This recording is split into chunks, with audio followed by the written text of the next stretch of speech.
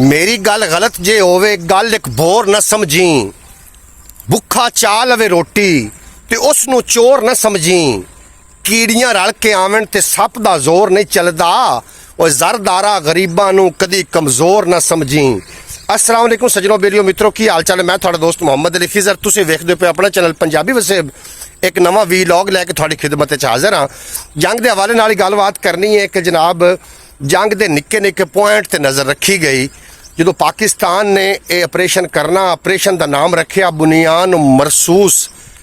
बुनियान मरसूस के जोड़े अल्फाज ने इस ते गौर कराया 10 अल्फाज बनते ने। और जो हमला किया पाकिस्तान ने उदों तारीख भी 10 आई। ये जोड़े नुकते ने वो ने 5। बुनियान मरसूस के जोड़े नुकते ने 5 ने। उदों तारीख कितनी आई?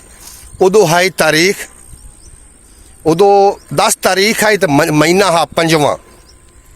अगर हम वेख्या कि यह चौथी आयत है और इंडिया नाल साडी जंग भी चौथी है। मतलब जी साडी पाक फौज है उन्हें एडियां बरीक बीनियां दे नाल जनाब ये लॉन्च किया। तो उन्हें की आख्या? उन्हें आख्या जी साडा जिहड़ा ये ऑपरेशन हो रहा उसका नाम है संदूर। तो खुद ही संदूर लवा के चले गए। हुण अगली खबर जी तुहानूं मैं देना चाह रहा वो ये देना चाह रहा कि फ्रांसीसी हुकूमत ने जनाब कामरान बशीर नूं तलब कर लिया कि ये साडे जिहड़े जनाब साडे जंगी मामलात ने फिजाइब जिहड़े पैलट ने उन्होंने तैयार करने वास्ते सानू कामरान बशीर है सानू दे दिता जाए। और उनके बदले च असीं तुहानूं कोई 8 के 10 जिहड़े रफेल जैट देने हैं। और भाई रफेल नहीं लड़ते होंदे, जिगरे लड़ते होंदे ने ते जज्बे लड़ते होंदे ने। ना कोई जहाज़ लड़ते ने ते ना कोई तोपा गोले लड़ते ने, जज्बे लड़ते ने। फ्रांसीसी हुकूमत उन्होंने कौन समझावे कि थानू पैलट तो तैयार करके दे देंगे लेकिन जज्बे कित्थों लोगे? साडी जिहड़ी बहादुर कौम है पाकिस्तानी आदि निगरानी च इन्होंने गोले चलवाए ने। और एक बजुर्ग बंदा मैनू कल मिलिया, बिल्कुल बजुर्ग। मैं क्या बाबा जंग लगी हुई है, आंदा पुत्रा कि मैनू उत्थे पढ़ावे ना। तो चलो हुण मेरा वक़्त भी आखिरी है, चलो मैं शहीद हो जावां।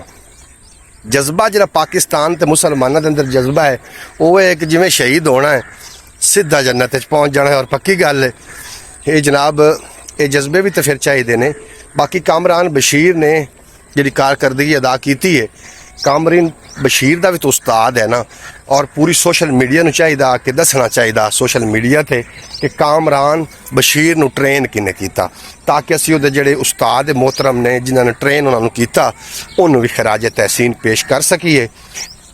कामरान बशीर नूं ट्रेन करने वाला जिहड़ा सोल्जर है, जिहड़ा उन्हां दा उस्ताद है, जिहड़ा उन्हां दा कैप्टन है, ਉਹਦਾ नाम भी सोशल मीडिया के उत्ते इस तरीके लिया जाए जिस तरीके कामरान बशीर का लिया गया।